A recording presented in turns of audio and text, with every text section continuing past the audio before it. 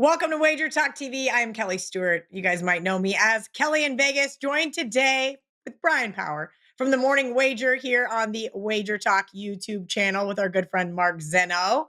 You guys can catch them here daily. Zeno loves the dogs. Bryan Power loves the dogs. And of course, Kelly in Vegas loves the dogs. But what I love even more, Bryan Power, is those long shots. Cinderella is everybody's favorite. And, well, we know she's not going to win the big dance. We would like to see her make some moves. And you have two teams today that are going to show maybe a win or two, maybe a Sweet 16 appearance in the big dance.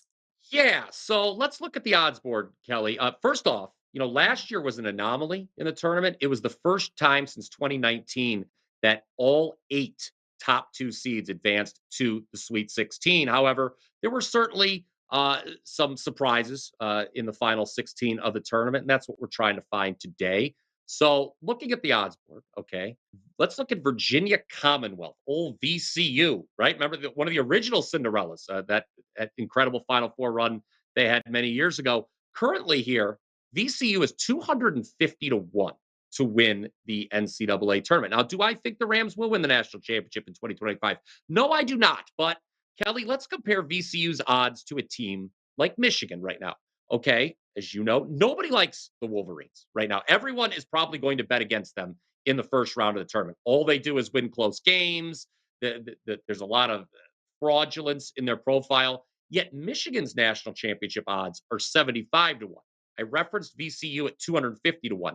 That is crazy, in my opinion, because VCU is one spot ahead of Michigan in the Ken Palm ratings as we speak right now.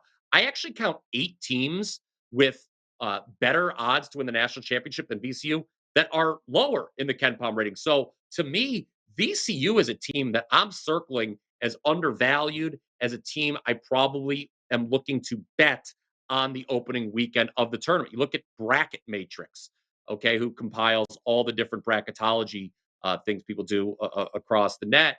Right now, VCU is on the line of being a 10 or 11 seed. No 6 or 7 is going to be happy to be matched up against this team in the round of 64. Furthermore, I think VCU, given their top 30 in the Ken Palm ratings, are fully capable of upsetting a number 2 or a number 3 seed in round 2. And here's another great stat for you, Kelly. Each of the previous 16 tournaments, we have seen at least one double-digit seed reach the Sweet 16. It was NC State last year. Looking at this year's crop, I wouldn't be at all surprised if VCU is the double-digit seed that makes it 17 straight years in the Sweet 16. Double digit money line winner. Oh, that is music to my ears. 250 to 1 was pretty steep, but Bryan Power, you have a team that is 400 to 1. Now, of course, as you mentioned, they're not going to win the national championship. They might not make it to the Sweet 16, but they are on your radar. Please tell me why. It's the UC San Diego Tritons. Let's talk about how they got on my radar, Kelly. It was, about a month or so ago. I remember they played UC Irvine at Irvine. And it was a situation where Irvine had revenge. They lost the first meeting. And UC Irvine was, I was like, okay, well, this is a revenge spot for UC Irvine.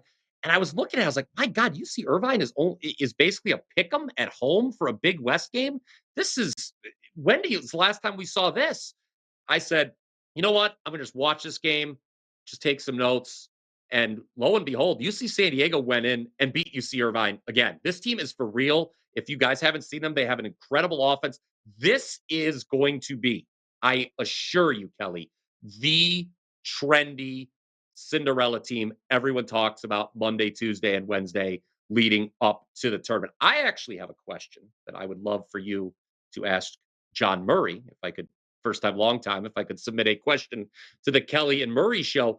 If UC San Diego were to be matched up with Memphis in round 1, and that could happen, 5 versus 12, looking at bracket matrix, I wouldn't be surprised if UC San Diego goes off as the favorite. They are, I think, 10 spots higher than Memphis in the Ken Palm ratings. So I would love to I'll be tuning in, a little cross promotion here on the site. I'll be tuning into the Kelly and Murray show. I would love to hear from John Murray if that my feeling is justified that UC San Diego could be favored over a team like Memphis in round 1. I would absolutely look to take the Tritons in that spot.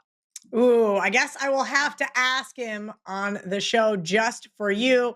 Right now, just for our listeners, every handicapper at wagertalk.com, price through March Madness, $179. You're going to get every play from that handicapper. But Bryan Power and Mark Zeno, co-hosts of the Morning Wager, have an even better deal for you. Yes, we do. You can get both of us for $199. Mark and I, anyone who's been following along with the morning wager knows we have both been seeing it extremely well, particularly in college basketball now for over a month. So why would you not get on board for the rest of our plays all the way through the national championship game? Again, for just $199, guys, you get every play from Mark, every play from me through that national championship game. I personally, as of this recording, 27-9 run in college hoops, so seeing it quite well. We plan on that continuing throughout the madness. Hopefully, we'll hit a couple upset teams again. VCU, UC San Diego, couple double-digit seeds that I'll have my eye on that first weekend of the tournament, which I'll be attending. I'm going to be at some games in person, Kelly, because they're here in Cleveland. So there you go. I love that. I will not be attending any games in person because my Kansas State Wildcats, well, yes. That being said, make sure you guys head over to the Wager Talk YouTube channel. Go ahead. Go ahead, VP. Pour it on. Pour it on. 2 weeks, Kansas State looked like a top 10 team in America. I have no idea what that was. They were so underperforming before that. And then they looked like they could beat anybody in the country. And then they went back to right down the old. Yeah, they got a little fatigued in their Utah trip and never recovered.